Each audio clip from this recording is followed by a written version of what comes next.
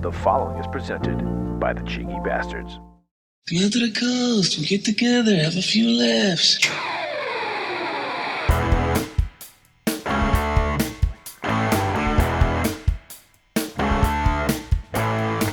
Yippee Ki-Yay, motherfuckers, and welcome to the 24th and final edition of Dropping a Bruce for Season 2, your monthly podcast where we watch every single one of Bruce Willis's 40 straight-to-the-man releases from his acting career to see if he took the role for a paycheck and dropped a deuce, or if he in fact gave it his all and dropped a Bruce. I am the Notorious Scott K. And my name is Mr. Smith. And together we will be your hapless stewards as we continue this 40-month journey through the lesser-known movies of Bruce Willis's filmography. This month's stop finds us relieved to only have one more full season to have to make it through as we review 2021 sci-fi action movie Apex. Well, Mr. Smith, we have reached the end of our second season of the show and can proudly claim we have contracted 24 STDs from Mr. Bruce Willis. This season was what I expected the entire journey to be like, and sadly, I think it's what we can expect for the rest. We have 16 months to go. We'll have some blips of some things that'll make us go, hey, okay,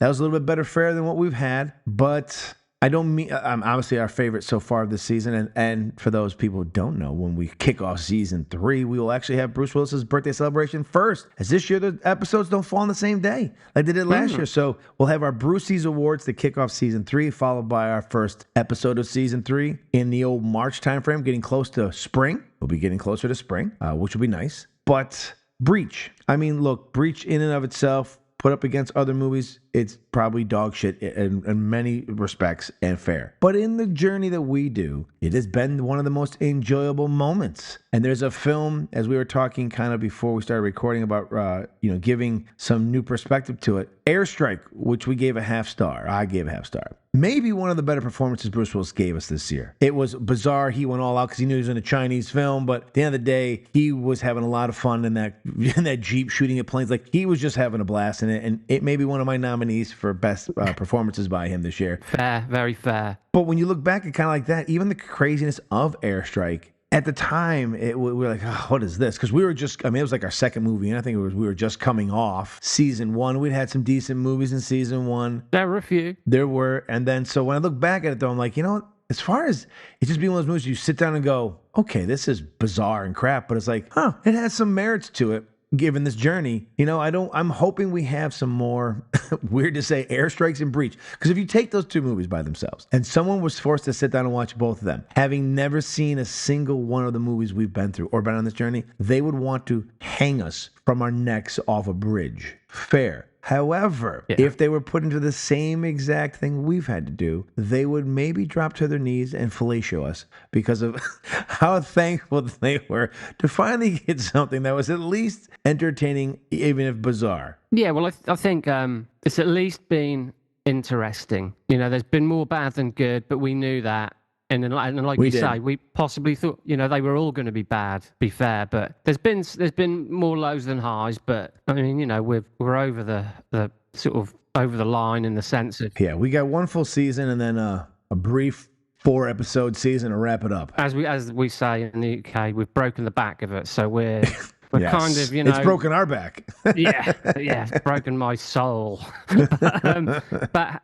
It's exciting, and I've found, I don't know if you do this, but I don't want to know anything about the movie. No, I look at what's coming up next, and I look at just the poster. The movie we're discussing today, I didn't read a thing about. I just knew it was a sci-fi movie, and I knew that the guys who had written Breach and who had written and directed and also had some starring roles in it, a couple of the guys of Cosmic Sin, were once again responsible. And we're actually going to be more in their purview in the next couple seasons. Which is a plus. It could be a plus. That. It could be a plus for sure. No spoiler, but yeah, I like to know as little as possible, and I think that at least keeps me on my toes a little bit. Rather than, if I read the synopsis too much in my head, I could pretty much make the movie in my head anyway. Yeah. So it's best, the less you know, the better when you go into these. And I'm going to say this now, you really should watch these movies. People should watch these movies, I think. I think you have to go through the journey. You have to. Yeah. You have to go through the journey. You can't compare him to Bruce Willis's grade A stuff. You can't do that. If you're a cinephile, you can't play it safe. You've got to. No, I've always said you can't know where the ceiling is if you also don't know where the basement is. There you go. Very well You put. gotta Very well figure it put. out. So, I'm going to say to our millions of listeners out there. From across the globe. Yeah. And, I'm going to say you really should check these movies out, even Yes. the ones that are phlegm that you just. Yes. But hey, anyway, any old road. Yeah, well, there's this new thing where men try to prove they're men, but they just sit on a plane and they watch the fucking flight on they don't have headphones on, they don't watch movies and everything. They just stare at some of the airplanes now have like the flight path. Yeah. That doesn't make you a man. It makes you a fucking idiot. But if that is your definition of being a man, then you know what, Alice? Why don't you fucking knuckle up and watch all 40 of these cocksuckers in a row? I dare you, you bastards. See how tough you are then. You're not You haven't a man. lived. You haven't lived until you're done. You haven't lived till you've seen Trauma Center. You haven't been followed through by Out of Death. You All haven't right? been through what we've been through. No, not in season 2. Holy shit, I got more gray hair now than I did when I started this goddamn thing. Oh. Well, before we gingerly walk through a forest in a bright red members only jacket, it is time for our. What you talking about, Willis? Just the facts, man. Just the facts. This film was released in 2021, written by Edward Drake and Corey Large, and directed by Edward Drake. Starring Neil McDonough, Bruce Willis, Nels Lennerson, Megan Pettihill, Trevor Gretzky, Lachlan Monroe, and Alexia Fast, with a running time of 94 minutes. It was made on a budget of $10 million and grossed $12,000 at the box office. It holds a 3 rating on IMDb with an 11 critics and 58 audience score on Rotten Tomatoes. 6 elite hunters pay to hunt down a man on a deserted island only to find themselves becoming the prey. 308 Entertainment and RLJE Films presents Apex. Thomas Ernest Malone, an ex-cop, convicted of murder and a burglary gone wrong. Apex is quite simple. They're hunters. You are the prey. What's the price if I kill all the hunters? Win and I can guarantee your freedom. My good hunter, welcome. Find me a real challenge. Who the hell is that? Do we get a refund if we kill this guy within an hour? You're good. Kid, I'm better than good. I'm bacon and eggs on Sunday morning. Malone has defied death more times than most Navy SEALs. Simply put, the universe just can't seem to kill him. A man like that never should have come to a place like this. Let's remind Malone who is the hunter and who is the prey. I win. That's all I do. That won't be happening. Bring me the head of Thomas Malone! Your only logical choice is to beg. Beg me to let you live. This ain't that kind of fight. Even better.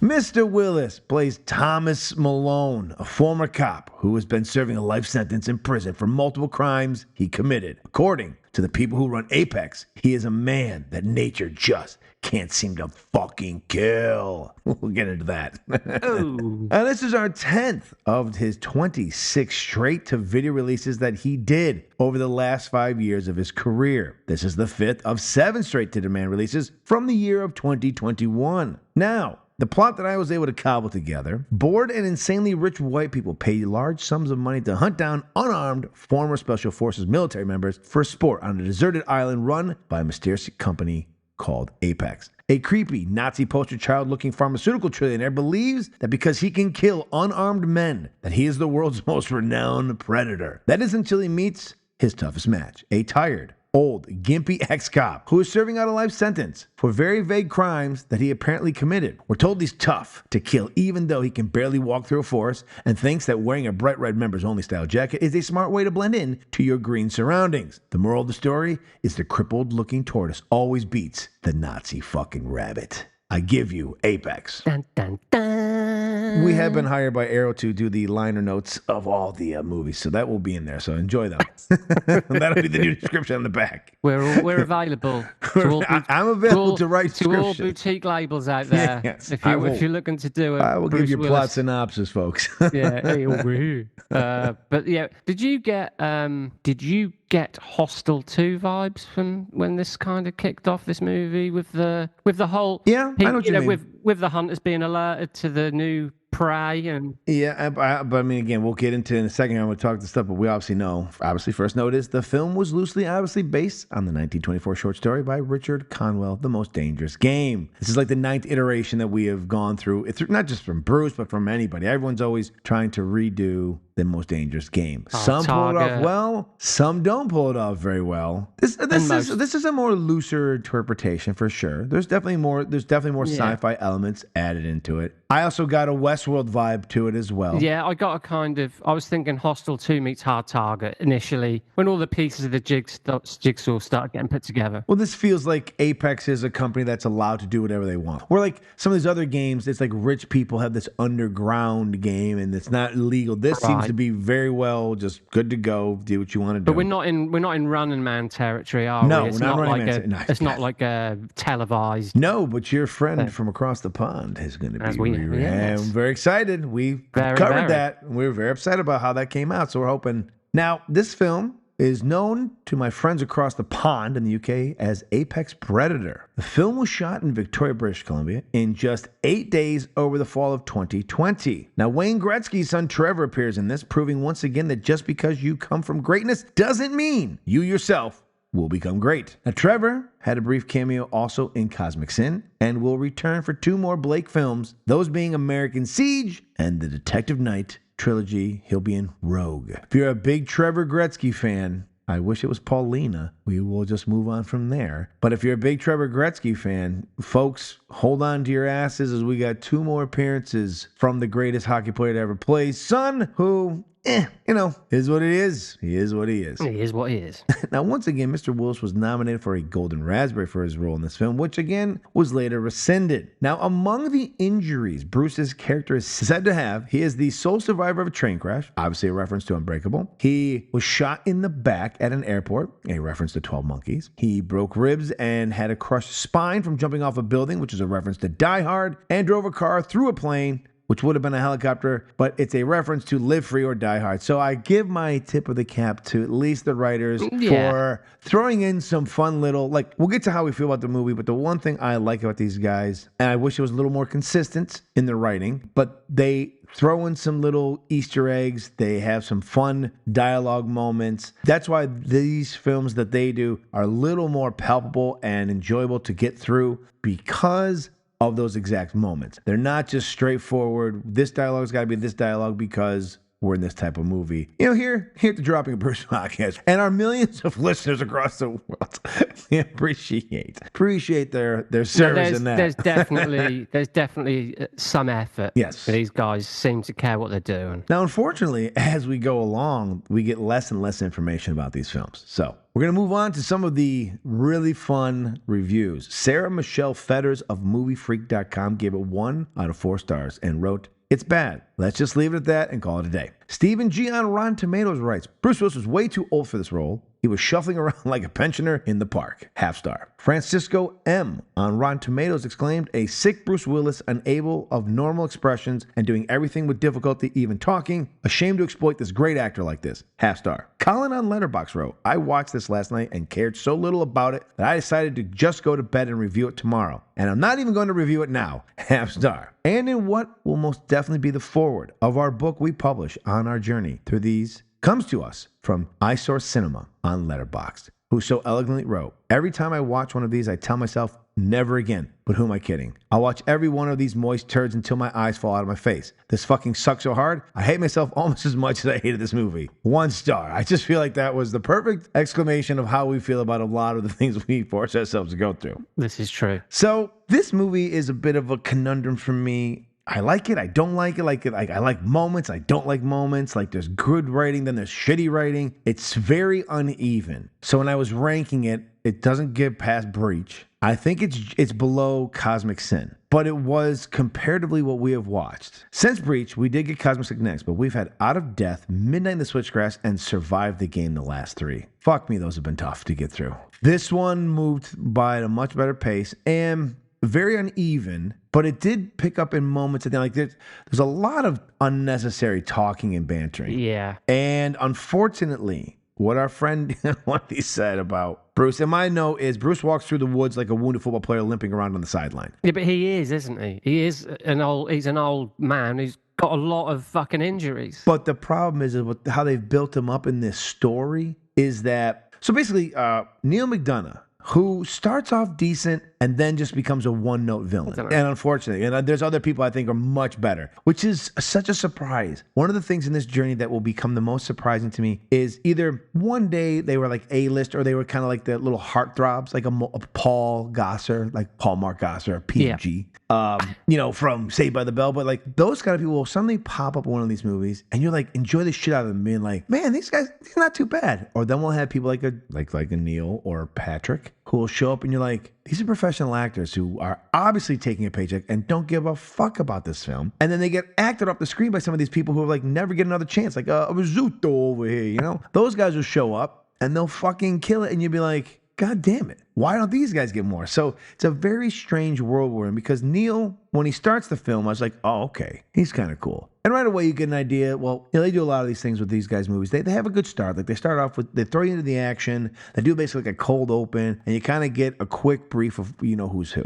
And we jump into then Bruce. And the Apex people are trying to find their next person. And Bruce Willis happens to be the guy, Thomas Malone. But it's very vague on why he's arrested. They really don't go through what he's done as crimes. They do give us the injuries to kind of help, which I think is added. I think that scene is post everything they filmed with him in the red jacket as a filler of why he's limping around the woods. And honestly, not to be mean, but for the majority of the movie until we get to a certain part, Bruce is leaning up against a tree for the majority of the beginning of the film. The first 2/3 of the film, he's out of breath and he's always like in pain leaning against a tree. And I was thinking, how is this your top guy that's the toughest guy to capture? Yeah, I've got a theory. Right. That I think there's a scene missing from the film that they either ran out of money and did, because when he's limping around and hiding behind trees, he's got a big cut on his face. I wasn't sure if that was makeup or if he actually cut himself. But there was one moment I was like, did Bruce accidentally go walk past a tree and get cut? No, I think he'd had a fight scene. And we missed it. And it just didn't get... Okay, well, that may be true. But without that scene, without that fucking scene, it is a detriment to this film. Oh, of course. As if you're the regular viewer, as I was last night, I was thinking, this is a deuce already for Bruce. I'm like, he's leaning against a tree. He's doing everything we said he was going to do. And he's leaning against a tree. He's always out of breath, like holding his right leg. And I'm thinking, God, not only has he got aphasia, but he's really badly out of shape. I think there's a scene that got cut out. Well, there's also some stuff where being on this journey has given us light too, which is we talked about, I think, towards the end of season 1, as we were starting to get into some of these, that it was known in one of our reviews, our notes we talked about, that his people started to say, he can only be on set one day. He can't do 2. So we got to cut down his time. Got to cut down his dialogue. Got to cut down what he does. I feel that happened on this film because what ends up happening is we have Bruce say a line of dialogue to cover the fact that he's not going to be able to do a whole lot and really doesn't till we get to the end. And that is really good editing choices. But he does say in this one moment, he asked West, who is the hologram of the lady who kind of runs Apex. She's at least the game master, if we would call her that. He says, can hunters kill each other? It's just like, hey, I'm not going to kill a lot of these guys. So can they kill each other? Because I'm only going to be on set one day and we don't have time to kill all these people off. And she's like, there are no rules. So right away I was like, Bruce isn't killing a lot of these people. But then also, I think the red jacket, which I'm sure you've already addressed, I think that's because he doesn't want to hide. He wants to draw them out. Most of our deaths are Hunter on Hunter. Yeah. Bruce kills one of them. Oh, no, he kills quite a few. He kills the Mongols. We'll get to the Mongols. But that's pretty great. They said, we don't got a lot of Bruce, and they found some really creative, fun ways to make that ending great. They did what other movies weren't able to do, which was they were able to go think on the fly. I think but he's an ex-cop, and I think he's already worked out that these are all fucking nut bars. These are all crazy. Yeah, but I think the guys who wrote it also thought they might have gotten Bruce from Breach and Cosmic Sin from earlier in the year. From whenever they filmed this. They probably filmed those in 2019. I think they thought that they were going to get that Bruce. Because Breach Bruce is fantastic. And even Cosmic Sin Bruce, even though he was not great in it, but he did more. He had more action. He was able to do more. For the first part of this film, it is striking how much he can't do. Having said that, he doesn't have top billing in this movie. He doesn't. But again, my only problem with it, and it's not the fault of the writers, because they thought, like I said, I really do think they thought they were getting the Bruce they'd worked with earlier, right? Like I do feel like they thought, we're getting this Bruce. And obviously the other movies that he's been in since theirs, they haven't seen, because they haven't come out yet. So they have no idea that he's starting to really deteriorate as far as his ability to do certain things. Because in the first part of this film, he delivers a couple lines, but you can tell that a lot of it is done. It's weird. There's a moment where he and Neil are at the end of the movie. They're in a little battle, and you can tell they're not both there at the same time. No. Because Bruce is yelling, like, Bruce is having reactions at times. Again, this is probably the fault of the filmmakers as well, because they don't have the other person who's reacting to him a day or two later when they're not there together, having the same reaction that Bruce is giving them. So, like, sometimes Bruce is yelling, and their reaction, why is he yelling at them like this? Yeah, I'll push back slightly, because this is not the first time we've seen this, especially with these Bruce Willis movies. Talking solely about them. I think this was done a little bit better. And I think that's done better because of the caliber of actor, right? Because you've got Neil McDonough and Bruce Willis, I think they make it work. Pointed it out, especially in I can't even remember the name of it now. The one where they're in the hospital. The woman's in the trauma center. Trauma, yeah. That was one of the worst cases of that, from what I can remember. I mean, you're right. You can tell. I could obviously too that they're clearly not in the same room filming this, but I found it done better this way. And I'll tell you what I did think was strange. Clearly there are a few scenes in the film where it's clearly not Bruce Willis. Oh my god. Well, the thing is, can't they find someone with a head that looks a little bit like his? Yeah, but what puzzled me about this, I think there's like 3 instances. Every shot of the arms, they found a way to cover it where, look, obviously if you have a half a brain, you could tell this is not Bruce Willis picking up this gun or doing these things. But the moments, I think there was 3 moments where you get a shot of Bruce Willis from behind, and it's clearly not him. But what puzzled me was you didn't need those inserts anyway. So that was just like, well, that was shoddy. That was. Well, a lot of it's green screen. How hard is it to green screen Bruce Willis just turning around? Fair enough, but them specific moments, I was like, but you didn't, because them moments were like a second and a half long. Yeah, you could have just not had them in there. Or done what they did with the other ones. Then that wouldn't have been feet. then it wouldn't have been a criticism. So I found that a bit odd. But I do think the writers did a good job of, okay, so we can't have Bruce Willis having too much hand-to-hand combat and leaping through the air. So they found a way in the writing to work around it. So I'll give them that. Whereas in a lot of the films we've seen, they haven't. No, they didn't try. We said before we started recording, I think part of it is EFO's not involved. We don't have those fucking guys. Emmett and Furla are not fucking it up. As soon as the film started, I thought, this could be... Well, my hope is that we've got, I think, 4 more from these. Well, we've got the Detective Night series, for sure. So there's 4 there. And then we've got another one called American Siege. I'm just hoping that if they aren't a part of the EFO people, so far they haven't been, because there are 3 movies. The one that they both they wrote but didn't direct Breach, and then they did Cosmic Sin and Apex. I'm hoping they're with someone else. So if that's the case, those give me more hope, because look, what I like about this film is they have some clever moments. They found some clever workarounds that the other filmmakers have not done. I don't even care about trying, because let's be honest, EFO is just collecting money and doing illicit stuff with it. They're just all they're doing. Yeah. They're collecting money for something with the thing like, oh, hey, look, we're also going to help out Scorsese's movie for Netflix, so you can come over and he'll give you a hand job or some bullshit. So they're doing something illicit to get this money constantly. But when they're not involved, we've got guys who are actually trying to make something. Now, we've got better dialogue in this film. We've got some decent extras. Friend of the podcast, Lachlan Monroe. He's good while he's in it. Trevor Gretzky's terrible. The girl's not bad, Megan. She's not bad. And Neil, like I said, Neil's just praising one note. But majority of the time, it feels like the guy Nels Larson is or Lennerson is our star Bishop, because he's kind of the center point for the majority of this film once we get past the opening. So we've got some good quips there. We've got some funny moments. We've got a great ending thing that they did. We'll talk about in a second. But the other problem, though, is because now that Bruce is not able to do, and look, knowing these things, you can now look at why some of these movies aren't being successful, because some of it is they have put their hopes on Bruce being able to do something. And then when he can't, They have to kind of like on the fly figure out how they're going to make this movie now work. Other projects we've talked about have not made it work. Like Out of Death, they were out of people. They had no one else in the film to do anything with. I think they knew all this stuff beforehand, and that's why I think that's why it's written that way, personally. Well, in this one, what bogs it down is we end up doing Hunter versus Hunter, which is fine. Look, I knew this was what it was going to be. I knew that Bruce would kill like the last guy. We have the mano-a-mano fight at the end. And there'd be some other things, but mostly the hunters, once Bruce says, can the hunters kill each other? I was like, the hunters killing each other. And that's okay. I'm fine with that. But they do too many monologuing in between when they're going to kill each other with things that don't matter, that go nowhere, that aren't plot worthy anyways. And that really holds it down, because one of my favorite moments is when the female... Who says she's going to be a billionaire by the time she's 24? That bitch is in her 30s. Stop pretending. You're not 90210. I'm sorry, Mrs.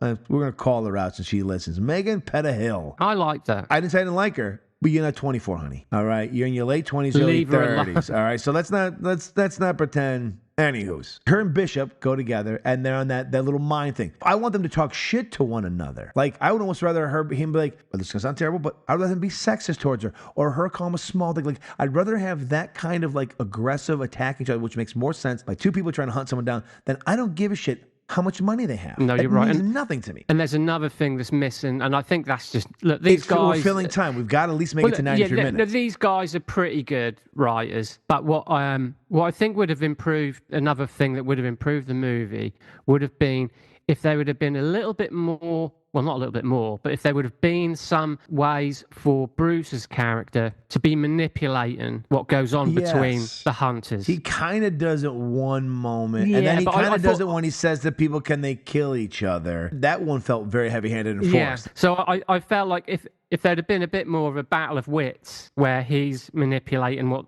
the hunters to make them turn against each other, where he didn't really even need to do that. They just immediately turned on each other as if they'd never been in this situation before themselves. So that just felt a little bit... These are people who do this all the time, apparently. Yet, on this one occasion, they decide to just turn on each other and start killing each other. And I was a bit like... Well, this is what I mean. I don't think they knew fully the lack of what he was going to be able to do. I think Bruce was filmed first. You're giving him too much credit.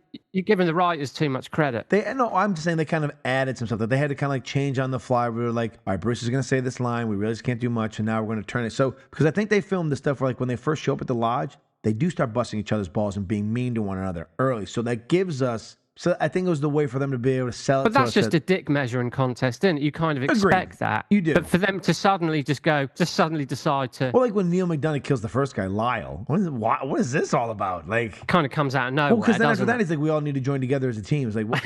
Well, you just killed one of your teammates. Just fucking murked a guy. Yeah, like, yeah. No, now you want to be teammates? Granted. Yeah. Like, No, absolutely. some of that is just, like I said, some of the writing is awful, but yet some of it is really good. Like, some moments you're like, okay, this is really well, you can say heavy-handed. it's uneven. Some things are clever. Some things are pretty lame. Well, because I think because they know they can't use Bruce much, I think they add this in. They call in this thing called mongrels, which ends up being like you almost wish the whole movie was this kind of thing, because there's this great montage. What hurts it though is Neil's character is supposed to be this amazing killer. Like he's the guy who kills everybody. Like he's just a great killer. He's a pharmaceutical trillionaire who had a Cliff Booth moment, who may have killed his wife. Like, it's just kind of like, okay. Which, the backstory means nothing to me. Actually, making him a pharmaceutical trillionaire just means I hate the guy because he's a douchebag, but doesn't make me think he's some amazing guy. And then again, you realize that they're just hunting people with no weapons. It's like, not really hunting. But at the point with the mongrels. Well, this is what makes it weird, because he's supposed to be a great killer, but then he's like, he sees everyone else has been killed off, and then suddenly becomes like a chicken, and he has to call in other people to bring him the head of Thomas Malone, which again is another call out to some of these other movies that they've seen, which I'm a fan of, but it's uneven in this film. But the mongrels is the best part of the film. Like it's pretty cool. One of the best parts of the film. They bring in these bunch of fucking wackos. They do a great job of doing the old fashioned, stuff that we've seen before. But like, these people are just degenerates, and they get this alert as they're doing degenerate stuff, and they stop doing that degenerate stuff to come do this degenerate stuff because there's more money. Yeah. Like I said, all that stuff reminds me of Hostel too. But I think what would have been cooler, and this movie would have been a lot cooler if Bruce Willis will have dispatched all these hunters like he does the mongrels. Well, Bruce's stand-in who can now move and we have hands and whatever, feet. you know, but we know that already. But the mongrels also destroy some of each other, which I fucking love. Which was fun. I fucking love when the With the guy's got rocket the launcher. AT-4. He blows That was up. great. That was great. So I was like, by the time this happens, the movie has started to drag a bit because most of the time we're just watching the hunters kill each other and Bruce limp through the woods and eat berries. These hallucinogenic berries and then smoke a cigar. And you're kind of like, why is he in the film at this point? And why are we being sold that he's the greatest threat they've ever had? What they did with it at the end was a lot of fun. I mean, the axe he throws at Corey Large, which hits him on the right side of his face, but when we see him, cut his neck on the left side. He's bleeding out as if he's hit the jugular vein. And then he's like, well, I'm going to leave you alive. He's dead. He's lost so much blood. I'm just sitting there going, Corey, I mean, you helped write this. Come on, dude. Like, is this your moment so you can get a vote? Like, then don't cut yourself in the neck. Like, do something else where, like, But once you again, know what I mean? It's just like, come on, bro. But once again, Corey Large is pretty much one of the best things about this movie. You think so? I think he just acts tough a lot. I think he's okay. I still think, for me, the guy who played Bishop is the centerpiece of the film. But he's a ham, isn't he? He's just chewing scenery. But he's great. But he's great at doing it. No, I don't mean... No, I think they were all pretty decent apart from... Well, I like Corey Large in the other movies. He's the funnier guy. Like, I didn't buy him as this sudden tough guy. I was like, where's the funny guy? Well, no, I kind of like that he wrote... I like how he wrote that for himself. I like he wrote this big monologue, and he's obviously the most human. I guess he's probably the most relatable character out of the gang. Because obviously everyone else is kind of like a moustache twirl, but we don't know why. Which, you know, though, I don't know that I hate that. He's got a kid, man. He's a single dad, you know. He likes to go hunting people. Yeah, exactly. Hey, son, I gotta leave again, son. We can pick holes in the writing all fucking day long. Let's not do that. There's lots of it. There's no need to do that. But at the same time, I did enjoy that they were able to find a way around Bruce's ailments to make the movie enjoyable. They gave him some good lines towards the end. He didn't deliver them great, but they gave him good lines towards the end. Look, it's the aphasia. I'm not making fun of him. It's the aphasia. We know why. We 100% know why he's delivering them. He was 10 times better in this than he's been in literally the last fucking 15 movies. Well, again, I think these guys get the best out of him. Yes. Even though there's not much left, but I really do believe, I'm 100% with you on that. I do believe they get the best out of them. Look, clearly there's an affection for him. That's why they added in that stuff to get, to be a nice tongue-in-cheek Easter egg for what his injuries come from. I appreciated all of that. I did like his mugshot photos and stuff. Oh, that was one of my first notes. I don't know how they got those. I don't know if they caught him taking his shit. They just, hey, Bruce, make some funny faces. They were fucking great. I think the freeze frame headshots for Bruce are fucking That's deliberate. Awesome.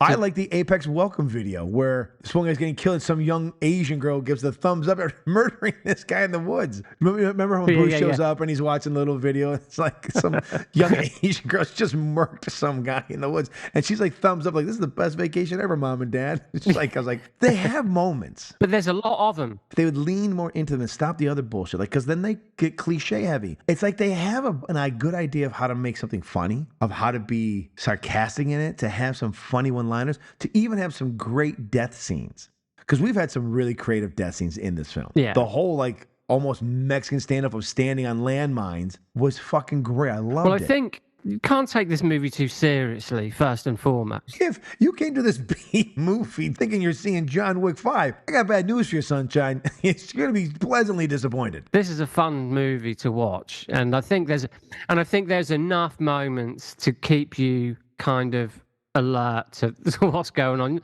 You never fall asleep watching this. I think this is a good time, yeah. So you're right, though. There's a lot of dull shit in this movie. That it's badly paced, but I think there are enough beats that come along throughout to just keep you on your toes a little bit. It's close to being Precious Cargo. Yes, it's that level. It had a chance to be Precious Cargo. Precious Cargo's better paced. I don't think it blows it. I don't think this movie blows it. I think No, but I'm saying if the pacing, it would have been our Precious Cargo for this season. Because if it had been paced properly, there are moments it just fucking dies. Yeah, and like you say, it's far more interested in these hunters than we are. But yeah, so it is dull. You're right, and it's not the best of pacing. But it's just like you're looking at you're eyeing your phone, aren't you? You're thinking I might just. But then something happens. Yeah. Something happens. There's always something going on, and well, yeah, I said I was like, how are we wrapping this movie up? And I was like, are we just gonna have Bruce limp in and fight the guy one-on-one, and then we go, oh, hey, movie's over? No. they said, look, this isn't going to make sense because we're saying this guy's the apex predator, and he says he's the apex predator, but we're going to have mongrels come in. And at first, I was like, oh, fuck, here we go.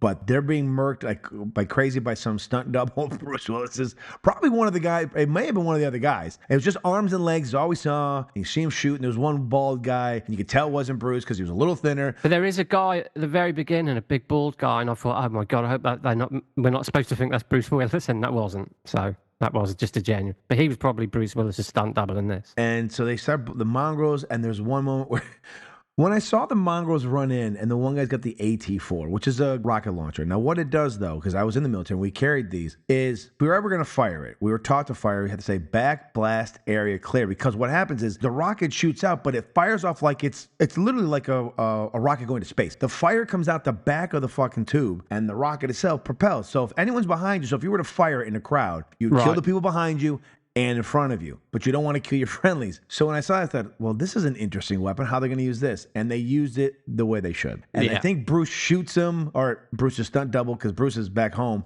at this point, but shoots the guy, and he spins around, and he blows up the next guy next to him. I just thought that was fucking great. I laughed. Well, because she gives him a fist, because they do a fist bump. No, she holds her fist up don't go forward, and he fist bumps.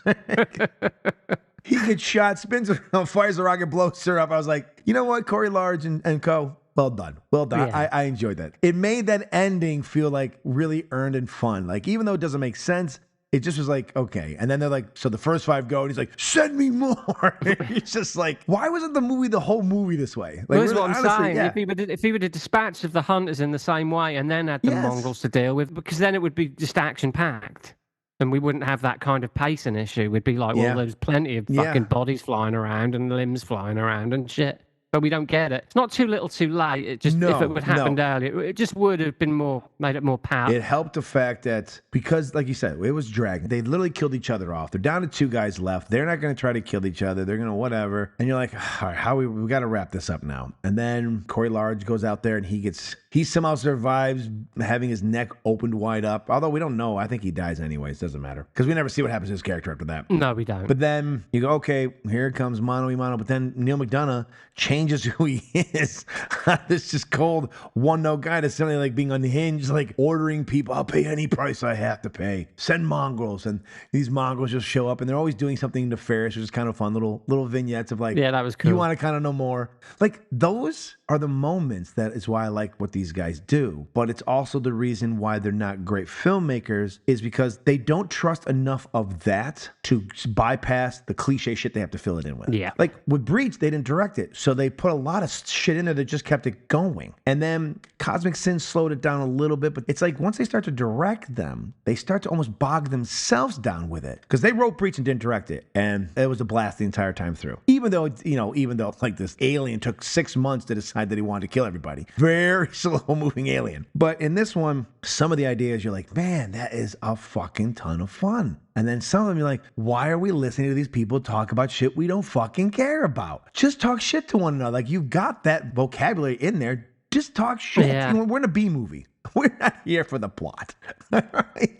We don't think you've invented Aliens 2 or you're redoing fucking the Game of Death better than it's been done. And then, they have a decent mano-a-mano, not on the same set, conversation, which actually Bruce wasn't bad in. Bruce actually in that one was decent. He held his own even though he wasn't there, but whoever was, acting with him opposite the camera so he could have this back and forth. He did a great job with it. That one actually went decently. Look, they lean into heavy 1980s action how it ends. Oh, I don't know. I liked it. How Bruce grabs the M16 with a grenade launcher. I liked it, man. Before he gets the gun out of his holster. But then the fact that they slow it down. And look, their CGI wasn't bad either, though. That was pretty good. They have some decent CGI. These guys are doing better than some of the stuff. Whoever they're hiring for such limited pay is doing better than some of the people they're, not paying really well. But they're doing, not paying these people enough, and they want it done fast. But these guys, they did a decent job with it for a B fucking movie. They go straight to video. Yeah. All right. Well, then I think, we've kind of wrapped it up. I think we can move on. We'll move into our final thoughts. Is there anything else you wanted to discuss that we didn't cover from this film? Not really. It's just, for all its faults, there's more. I personally think there's just more good than bad. And I think Corey Large. He and Drake are good writers together for the most part. They're and a good little for what team. they're making, they've actually leaned into the things we've been asking for, so I can't be too critical. Because they have given us things that we've asked for. Well, we haven't discussed the death of Bishop either. Oh, when he shoots him with the 50 cal. Look, he would have been obliterated, but I was like, that's impressive. But he does get pretty obliterated. Her blowing up, the girl blowing up when he finally hits That was fun, That was too. fun. The AT4 turnaround blow up. Like I say, that was when fun. you start thinking about the goings on, It's not as bad. Yes, it's not as bad. But I think we've pretty much covered this one. Yeah. Bruce Willis is being hunted down. The hunters kill each other, and then eventually have a great finding ending, and then we all go home. And that's it. Hey, over here. Malone. All right. Fucking bring me the head or Thomas Malone. This is the good stuff. I wouldn't do that if I were you. I would go easy on the berries. The fruit here bites back. This island was deemed uninhabitable after the war. I picked it up for the cost of a pair of red-bottomed heels. For real? For real. The constant bombardment of tachyon radiation has mutated the berries, imbued them with a concentrated psychotroporitis, a highly potent hallucinogenic also known as psilocybin ayahuasca. You're about to trip some serious balls. It doesn't bother me. Favorite scene. All right. Favorite scenes we'll start with. Do you want to lead us off, or would you want me to take the reins on these today? For me, I think the landmine scene is great. I'm going to go with the landmine scene. Okay. There was some good back and forth between the characters at that moment, and it is drawn out, but with a really good payoff. Mm-hmm. It is drawn out, and I was worried that we weren't going to get the payoff. It does go into all the things you were criticizing earlier about the exposition of all these fucking characters who we don't give a fuck about. But it's got a great payoff. So for me, I was like, oh, this is a bit more, I feel a bit more involved. And that was a good fun scene. It was also mine, but since you already used it, I would like to highlight another one. My runner-up was going to be the mongrel scene, especially the AT4 blowing the lady up. Yeah, that she was tells great. him That to stop. was great. Yeah. So the mongrel montage is a lot of fun, and it perked me up because I was kind of getting a little dragged down, like, okay, this is taking forever. You know, we had a great Bishop thing, and they had these nice little fights, but that really, man, it almost made me wanting more of the mongrel stuff. I almost wanted number 2.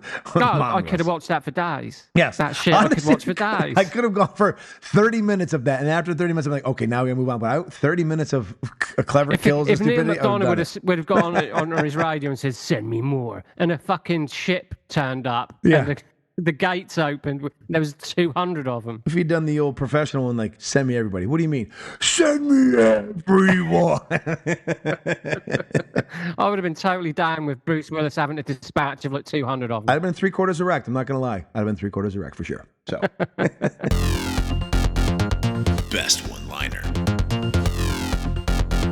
Moving on to best one-liner, and one of the things I love about these guys, at least, is they do not cheap us out on some possibilities of one-liners. A lot of times we're digging through the fucking phone book to figure one, and these guys give us a couple of choice ones. Mr. Smith, what is yours? And I hope we don't have the same one again. Okay, I've got a couple, so... You know what, then how about this? I'll go first, because you're going to probably take mine. This way you can check mine off. My favorite is actually an interaction. It's between two guys. It's between Lyle and Bishop. And Lyle says, when Bishop shows up, looks like he's been lifting weights. He goes, how much you been benching these days? Bishop says, what's your mom weigh? 220? 240? Lyle retorts, 280. She's back on the Ben & Jerry's. I fucking laughed my ass off. I was like, I paused the movie. I wrote that down. I was like, that's my fucking line. That was a great interchange. Because normally in a movie, we talk about my mom. Like the fact that he goes in on it is like, she's 280. She's back on the Ben & Jerry's again. Like I fucking... Yeah, no, that was a good one. I've got an exchange too when Corey Large's character says to Bruce Willis, seems like you've been around the block a few times. And Bruce Willis says,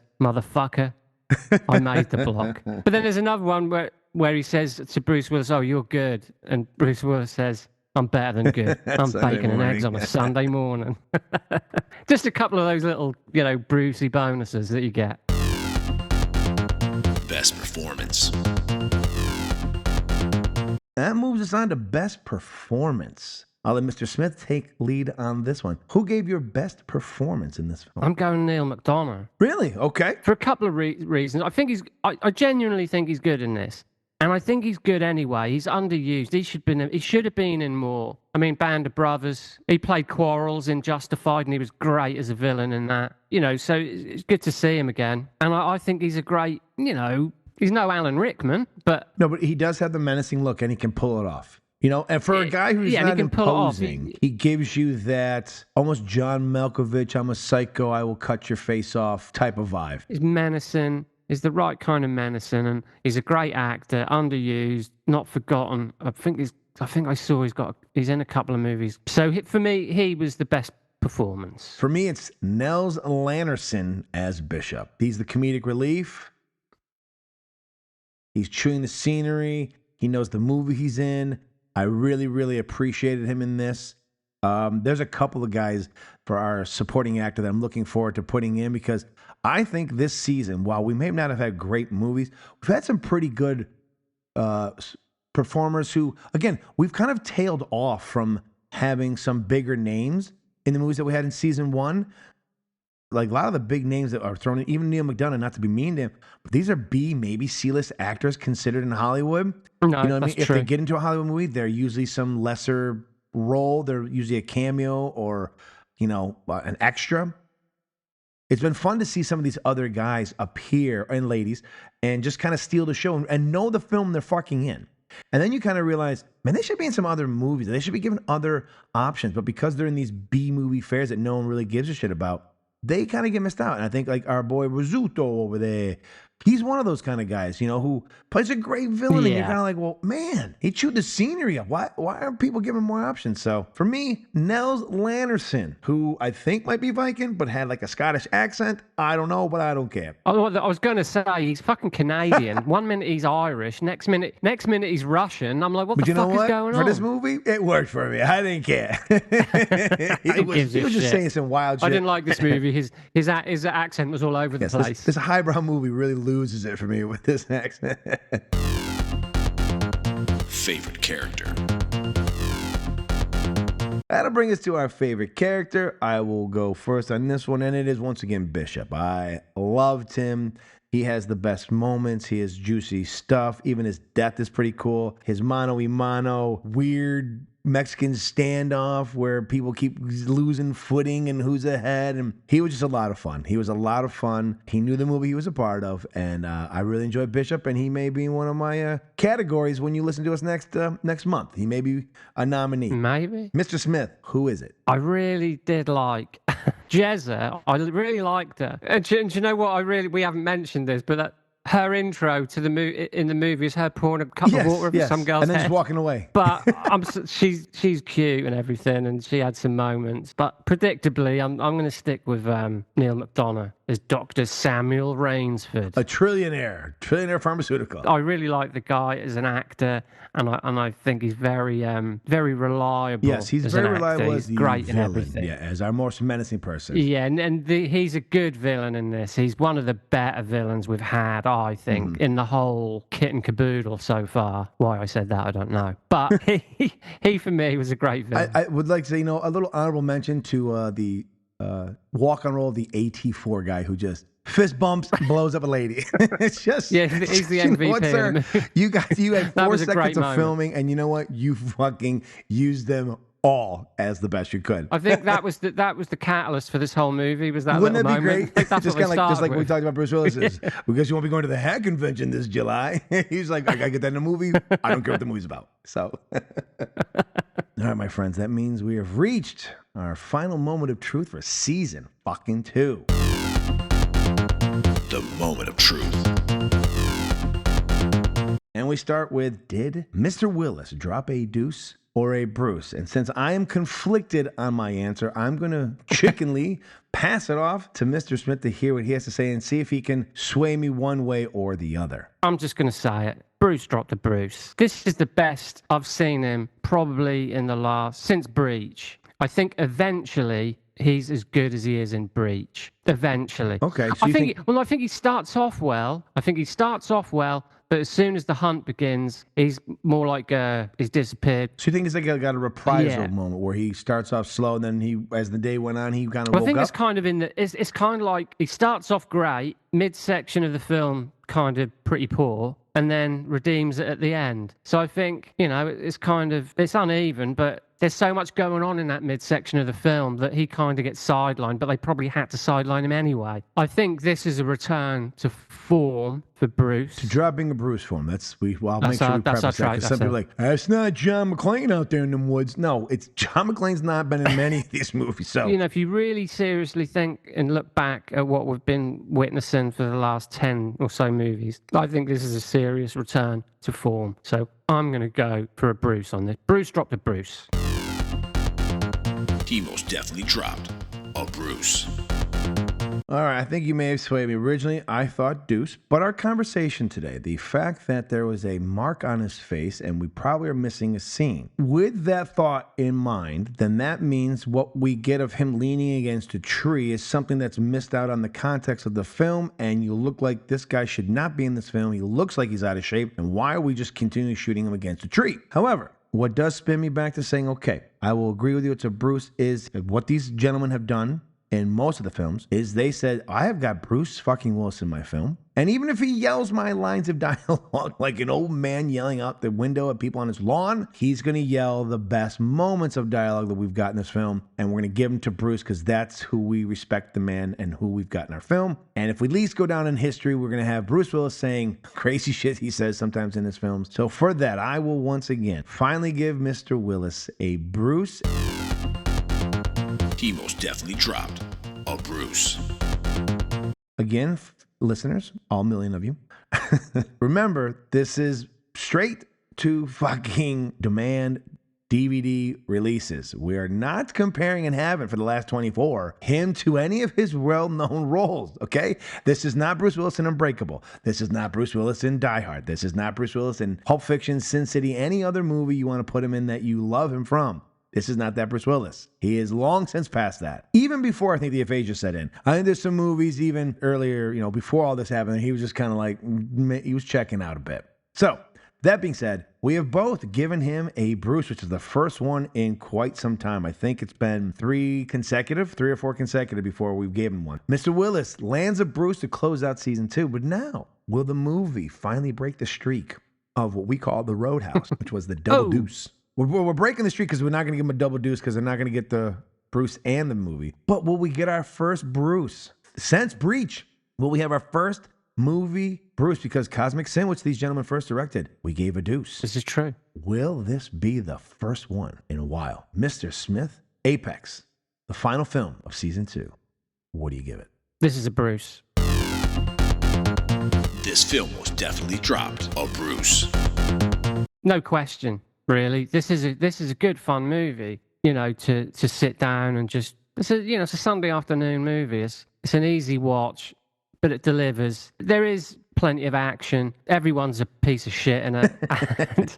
And actually, another thing. The characters, you mean, not just the acting. There's some great actors in this. They play some great characters. And actually, another thing we didn't really mention is this looks like they spent some money. The money's on the screen. I think there's some good little touches here and there, special effects wise. Mm-hmm. This is a solid bit of entertainment. Eventually, you've just got to stick with it. Yes. Well, again, the reviews that we have gotten from other people are valid in the context of just putting this in, having not watched an STD of Bruce's, and having the fact that that Bruce Willis was a major star and will go down as one of the greats. This is shocking. 100% it's shocking. Leaning against a tree in a red coat, you're like, what is happening to Bruce Willis? However, if you've taken any of this journey, seen any of these other ones, especially if you've done it like we've done it, then this is an entertaining fare because we, one, know what fucking landscape we're in. We're in the landscape of straight-to-demand videos. There's not been a single straight-to-demand video that I've ever can recall being nominated for any award outside of a Raspberry. No. There has never been a Golden Globe, a BAFTA, a fucking Oscar. None of those happened. So get your head out of your asses, you A24 folks. You fucking commie bastards. You fucking treasonous hipsters. These are not those films. But you can't say you're a fucking cinephile if you don't know these films as well. So go fuck yourself. But I agree. We have given it a double Bruce. We have not done that since Breach. This film was definitely dropped a Bruce. And at Breach Time from I Did Say It To You, I thought that maybe the sci-fi genre and these guys would help him. Now, we gave him a Bruce in Cosmic Sin, but we did not give the movie a Bruce. But both of the movies have looked better. I think getting him away from the EFO people is a real big difference. And we're going to find out more of that as we go, because he's going to be in another movie coming up in season 3, where at least 2 of them from these guys, that we'll see that. And I'm hoping that when we do get Large and our boy Drake together, that we will have better fare. Their writing is better. They've done a few of the things we've asked for. You know, they listened to us in the future, went back in the past, they changed things up. We appreciate it. But yeah, I think this one, it deserves the Bruce. And yeah, don't add us saying, oh, this is a Deuce. You know what? It may be a Deuce in your mind, but if you haven't done our journey, comparatively, compared to Out of Death, Survive the Game, Midnight in the Switchgrass, 10 Minutes Gone, Trauma Center, this is a fucking Golden Globe. It's gotta be. And compared really, to some of these. To reiterate what I said, do this journey. It's worth it. It's been worth fun. it so far. It's been tedious. Yeah. But at the same time, I've gotten a better appreciation. I think even myself as a film fan has a better appreciation, because I've also gotten to see some people on screen who have been really good and who I could see doing the same performance in a well-known movie and are better than some of the people who are getting paid millions of dollars, who sometimes mail in these bullshit movies too. So yeah. Listen, give these people a chance. Some people are actually putting their heart and soul on screen. And I have no doubt in my mind that Drake and our boy Corey Large, Steve's man crush for sure. But Corey Large and Edward Drake are guys who are giving their most that they can. Look, they're not Tarantino, they're not Rodriguez, they're not Scorsese, they're not these guys. But in the realm of this world, they're pretty fucking good at what they do. Gay for Corey Large. That's the way we go. That'll be a shirt coming to our when we start up a Patreon for all. We'll just, at the end we'll just give you a shirt. Hashtag gay for Corey Large. See if we can't get Corey Large on, hook these 2 gentlemen up, and have our first live episode. Maybe we can get him on the show. You know what? That's not a bad idea. We got to fill some time for season 4, I think. Maybe we'll look into that. Maybe we'll see if we can look into and get some behind-the-scenes stuff for some of these people. But there you have it, folks. We have given it a double Bruce, the first in 5 fucking months, and we have reached the end of season 2. Thank you all so much who continue to listen to us, who continue to support us, especially all of our friends over at the Last of the Action Heroes Podcast Network, Mr. Ryan Rebelkin and co. We are very appreciative. And we hope you will help us kick off season number 3 as we celebrate Bruce Willis's 70th birthday with our 2nd annual Brucey's Award. That'll be the start. A week later, we'll have the actual new episode for the start of season 3. So please help us celebrate Bruce and his 70th. As last year we did 69. Did the tuxedos and the gowns. Yeah, come on. Get a gown, dress up. Some caviar. It'll be more entertaining than the Oscars, I can tell you that. Over here. Until then, take care of yourselves. We'll talk to you in a month.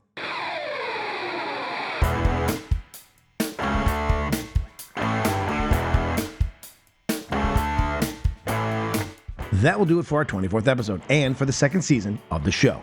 Please feel free to reach out to us on the show's socials, which can be found in the show's notes, and tell us what you thought about this film, how you feel about Bruce as an actor, or even to let us know what you think about the podcast. We'd also greatly appreciate it if you'd give the show a like, leave us a review, and follow the show on the Last of the Action Heroes Podcast Network, where you can find other amazing podcasts dedicated to such iconic stars as Stallone, Lundgren, Van Damme, Schwarzenegger, and Seagal. The link to the network can also be found in our show's notes. So won't you please join us again next month for Bruce's birthday bash, as Steve and I hand out some Bruceys to some very undeserving people for the mediocre efforts they gave us this season as a part of our 2nd annual Brucey's Award show. And then join us for the start of our 3rd season as Steve and I pull our Willis Winnebago over to review 2021's action thriller, Deadlock.